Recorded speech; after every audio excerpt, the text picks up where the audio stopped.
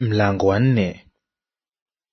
Basi mfalme Sulemani akawa mfalme juu ya Israeli wote, na hawa ndio wakuu aliokuwa nao: Azaria mwana wa Sadoki kuhani, Elihorefu na Ahia wana wa Shausha waandishi, Yehoshafati mwana wa Ahiludi mwenye kuandika tarehe, na Benaya mwana wa Yehoyada alikuwa juu ya jeshi, na Sadoki na Abiathari walikuwa makuhani, na Azaria mwana wa Nathani alikuwa juu ya maakida, na Zabudi mwana wa Nathani alikuwa kuhani, rafiki wake mfalme, na Ahishari alikuwa juu ya nyumba, na Adoramu mwana wa Abda alikuwa juu ya shokoa.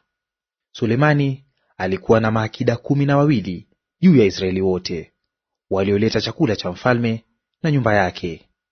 Kila mtu alikuwa na mwezi mmoja katika mwaka kuleta chakula.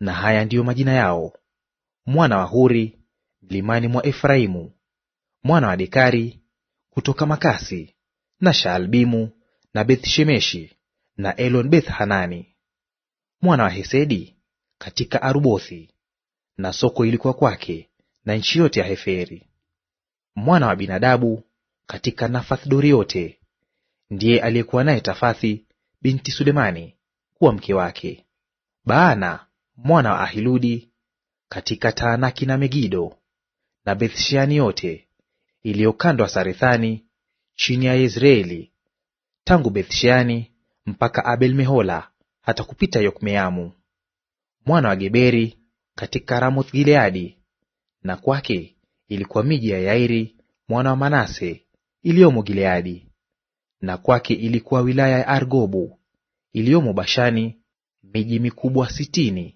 yenye kuta na makomeo ya shaba. Ahinadabu mwana wa Ido, katika Mahanaimu; Ahimaasi katika Naftali, naye ndiye aliyemuoa Basemathi binti Sulemani; Baana mwana wa Hushai, katika Asheri na Bealothi; Yehoshafati mwana wa Parua, katika Isakari; Shimei mwana wa Ela, katika Benyamini; Geberi mwana wa Uri, katika nchi ya Gileadi, nchi ya Sihoni mfalme wa Waamori, na Ogu mfalme wa Bashani, naye alikuwa akida wa pekee katika nchi hiyo.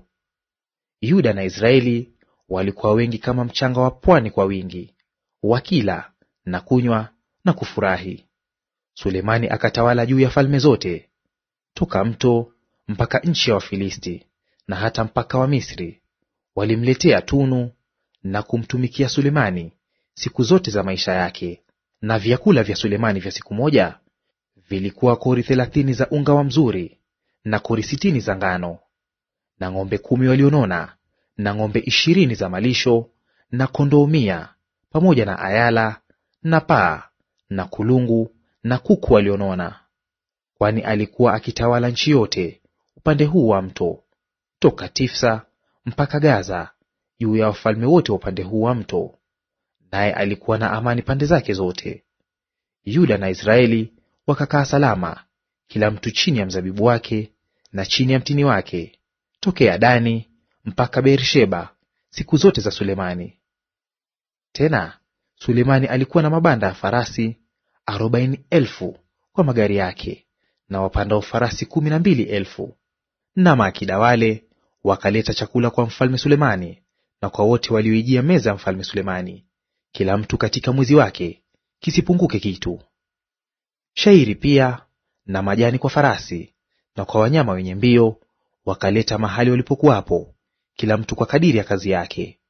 Mungu akampa Sulemani hekima na akili nyingi sana, na moyo mkuu kama mchanga ulioko pwani.